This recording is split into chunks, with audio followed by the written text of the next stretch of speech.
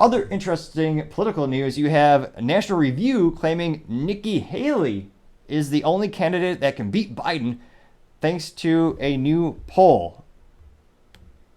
Really? Hey, what? Huh?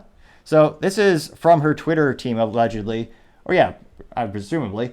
The Twitter handle is at Team Haley. And they claim this from the National Review, quote, Nikki Haley emerged as the only Republican president candidate to beat Presidential Biden in a hypothetical head-to-head matchup by a margin larger than the survey's margin of error, unquote. Now, just from the headline, I can't help but see some parallels between Bud Light.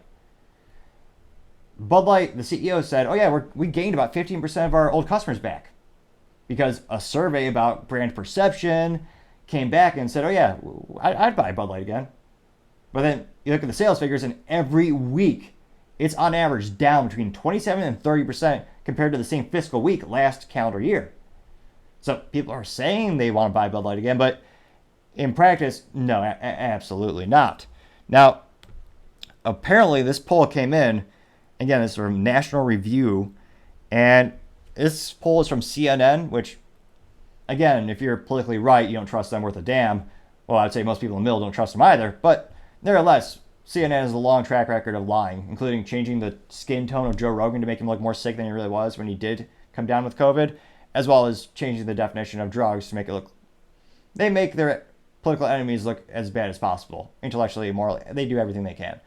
Now, interestingly enough, this poll, again, from CNN/SSRS poll, and they claim that Haley leads Biden by 49% to 43%. And the outside poll accounted for a 3.5% margin of error. Now, they also claim that, meanwhile, former President Donald Trump holds a razor-thin lead over Biden, 47% versus 46%, which, maybe. And then while Florida Governor Ron DeSantis are tied at 47%, where was this poll taken? Vice President Mike Pence and Senators Tom Scott both led Biden 46% to 44%. Well, I don't know. I have yet to see anyone proud to vote for Mike Pence. What on earth? Then they say Vivek Ramaswamy was the only candidate in the poll to be defeated by a hypothetical matchup against Biden, with the president winning 46% and him having 45%. And they claim this is Haley's support is due to having received a broader support among white voters with college degrees. She won support 51% of that group, while the other Republicans pulled in at 48% or less of that vote. Which, not Cuban, but I got a degree, and I don't like her because of some of her policies. And this is from our spokesperson. They said, quote, Nikki Haley is our only hope in taking back the White House, unquote. This is according to her spokesperson, Ken Faresno, which they posted on X. And another poll says she's tied with DeSantis at 10%, which, again, I would believe, in terms of, you look at social media, you look at the aggregators where they look at many polls together, I think she's closer to DeSantis. But again, in terms of who's getting the Republican nominee, which again is a different survey, different poll in and of itself, she doesn't have the support yet. And again, polls change. They'll have different policies. They'll say some different things. They'll increase, go down in polls. But right now, Trump still has that huge lead in the Republican primary polls where they're asking people, who do you want to nominate, to be the Republican candidate for the next election cycle. So this looks like the poll had to be one-on-one. But just anecdotally speaking, even before we dive into where is this? You gotta love when they don't give you where's the bloody poll? So CNN has a poll. Let's see here. I just want to know sample size.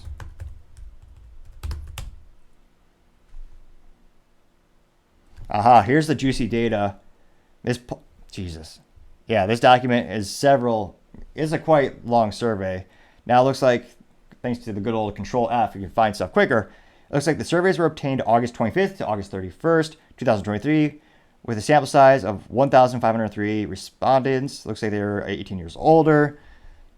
Okay, no affect economic income, about trade policies. Okay, so that gives us a little data.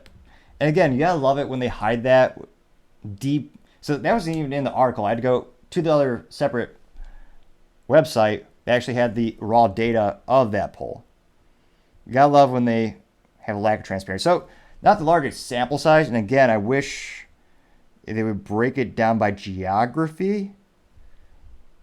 Because again, there are a lot of nuances with polls, but again, right now with all the data we have, I mean, if it were to be one-on-one against Biden, because she has alienated some Republicans, but they're all Republicans who do vote just based on that R next to the person's name, just like there's some Democrats who vote just because there's a D by the person's name. So she might, but again, diving in the poll, it's a smaller sample size.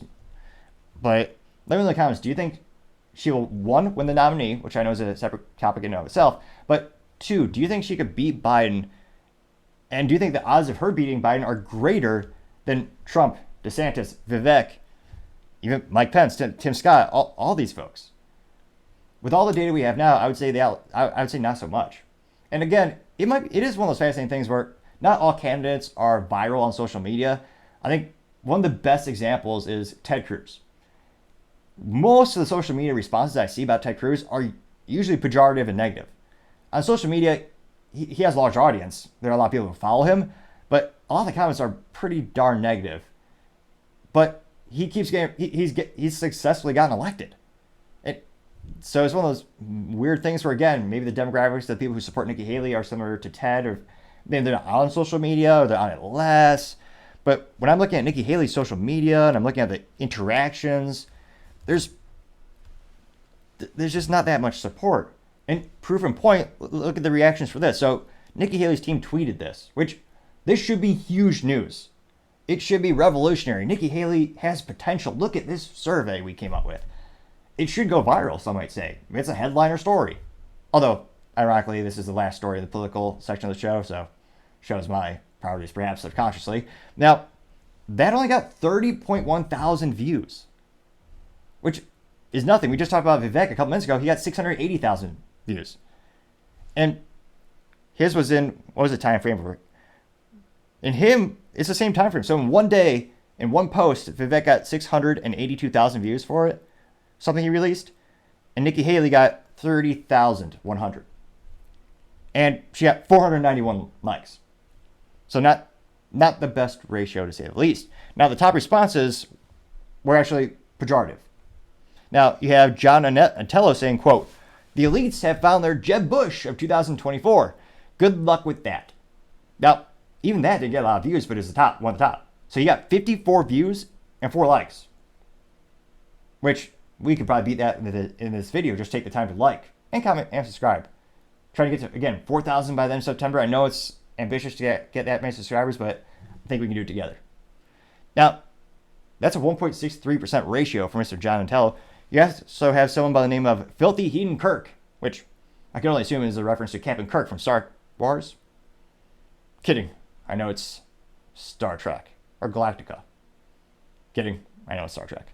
Now, he says, quote, "John McCain had the greatest lead over Obama around this time in the 2008 election cycle. How did that turn out?" Unquote. He got 107 views and 3 likes, which, again, take the time to like this video. We'll beat that like ratio. He got 2.7% like ratio. So again, those are the top responses. And again, this is not directly from Nikki Haley. This is from her re-election. No, I was going to say re-election. It's from her campaign staff, the Team Haley. But still, it's one of those instances where Team Haley has 108,000 followers. But it's interesting to see in terms of the ratio, they did not win. But let me know in the comments. Do you think she has a shot? I mean, it is still early in the game, but needless to say, I'm a little skeptical of this particular poll, a little bit more so than usual. But who knows? Maybe I'm wrong. Time shall tell. Thank you, everyone, for taking the time to tune in. Again, we're trying to get to 4,000 subscribers by the end of September, so if you can click that button, I would greatly appreciate it. Also, taking the time to like and comment greatly help out the video with the algorithm. Feedback is always appreciated. Love hearing about your experiences, how you can make the show better together. Also, lastly, Don't forget to tell your family, tell your friends, tell your coworkers, heck, tell your enemies, tell anyone and everyone. Just stay safe and fight the good fight.